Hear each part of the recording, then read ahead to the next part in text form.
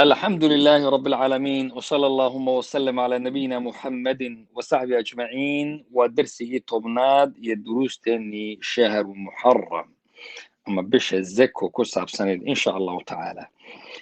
وعيدك كسو أروري زكاة أون لبحينين وحا كميدا آيات كي حديثا لو سوقاتو ربي أو مركولي هاي ولا يحسبن الذين يبخلون بما آتاهم الله من فضله هو خيرا لهم بل هو شر لهم سيطوقون ما بخلوا به يوم القيامة يينن أمرين كوا كوبا خيليا بحينين وحي ألا أوسيي أو فضل جيسا لأن حولوا فضل إلهي نسيي كوا كوبا خيلي إني أرنكاس خير ويهي يين أمرين بل iska dhaafe shar buu u yahay oo arrinta ay ku bakhayleenay shar bay u tahay maalinta qiyaamana qoorta ayaa loo suri doonaa xoolahoodii oo lagu cadaabi doono aayadda waxaa fasiray oo si toos u fasiray xadiiska imaamu bukhaari oo rasuulku uu soo saaray uu lahaa man ataahu allahu maalan qofka ilaahay uu siiyo xoolo oo falam yu'addi zakaatahu oon ka bixinin zakadii lagu lahaa مثل له يوم القيامة شجاعا أقرع وحا إلهي سبحانه وتعالى وكدغيا وصمينيا مالنت قيامه شجاع وحاوي أقرع يعني ومس أيا الله سمين دونا كاس أو كتل مامي إنو يهولي بمد وكا بداري شيء أما تمه أي كبوبين كاس أو معيه ووين له kaas oo weliba afka u gelinaya kadibna odhanaya ana maaluka ana kanzuka waxaanahay anigu xoolahaagii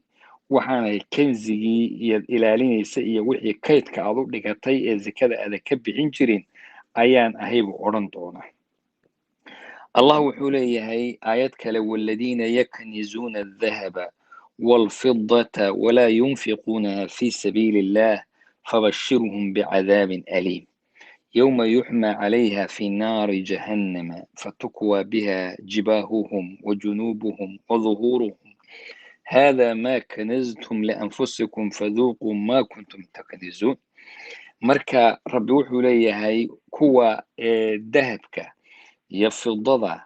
يلعقها ما أنت لعقها كالور لن ماشي دهبك يفضضا يجيليانه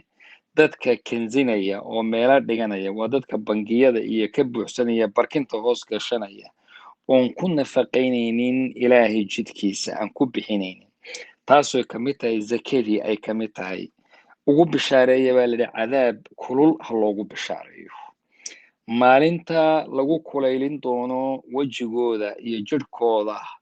maalinta iyada ahoo lagu gubi doono dhabanadooda iyo dhabarkooda oo la odhan doono wixii aad kanziga aad ka dhigteen baqaarka iyo bangiga iyo barkinta aad ku ilaalin jirteen waa kan baa la odhan doonaa aayaddaana waxaa fasiray xadiis kale oo imaamu muslim uu soo saaray baa isagana fasiray wuxuu rasuulku sal alla alay wasalam maa min saaxibi dahabin walaa fida ma jiro qof ilaahay uu siiyo waa lacagtii marka laga hadlayay dahab iyo fida iyo lacagihii kale oo dhan oo maqaamkoodii iyo booskoodii maanta ku jira kaasoo xaqoodii aan bixinaynin ilaa hadduu jiro maalinta qiyaamo waxaa la samayn doonaa in lacagihii oo dabka intii la saara la kululeeyey ayaa lagu gubi doonaa wejigooda iyo dhabanadooda iyo dhabarkooda lagu gubi doonaa mar alla markay qabowdana haddana waa lagu soo celinayaa fii yowmin kaana miqdaaruhu 50,000 sana maalin uu qadarkiisu yahay 50,000 oo sano ayay sidaa u jira cadaabka ku jirayaan ilaa addoommada la kala maamulo oo marka uu arko ima ila aljannati wa ima ila annaar meeshuu aadi lahaa uu ka arko intaasaa lagu wadayaa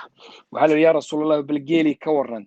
geelina wuxuu yidhi ma jiro qof geel lahaa oo aan bixinaynin zakadiisii iyo xaqii lagu lahaa ilaa hadduu jiro intii qofka dhulka la jeefiyo ayaa geeli lasoo dulmarinayaa markaasay lugaheedii kula joogsanaysaa afkana waa ku qaniinaysaa maalin 50,000 oo sano dhanbaa sidaa loo wadayaa ilaa dadka la kala xukumo ila aljannati ama ila annaar ay kala aadaan baa saa la wadaya. waxaa la yidhi bal ka waran kii adhi iyo lo' lahaa. wuxuu yidhi qof kastoo adhi ama lo' lahaa isagana dhulka intii la jiifiyo ayaa lasoo dulmarinayaa, meel weyn oo bannaana la jiifiyaa, adhigiisii iyo lo'diisii lagu soo kaxaynayaa. kadib bay lugaha iyo qoobkii kula joogsanaysaa, kadib bay geesihiina ay daraysaa oy ku dhufanaysaa. maalin 50,000 oo sano ah ayaa sidaa loo wadayaa. markuu neefkii u dambeeyey dhaafo haddana kii u horreeyey baa lagu soo celinayaa. marka ummadda laga kala kaxeeyana sidaas ayay u soconaysaa oo dhibkaas ugu jiraya. haddaba walaalayaal, labada aayadood iyo labada xadiis waa waciid cadiim oo aad iyo aad u weyn oo ku tusinaya khatarta ay leeyahay in lagu bakhaylo zakada iyo inaan maalmihii iyo maalkii aan la bixinin. waana shar ayuu leeyahay. qof waliba ha ogaado xoolihiisa inta zakadu ay kaga baxdo. waxyaaba iyo waxa lagu leeyahay waxyaabo kamidana waan sheegi doonaa biidni illaahi tabaaraka wa tacaala.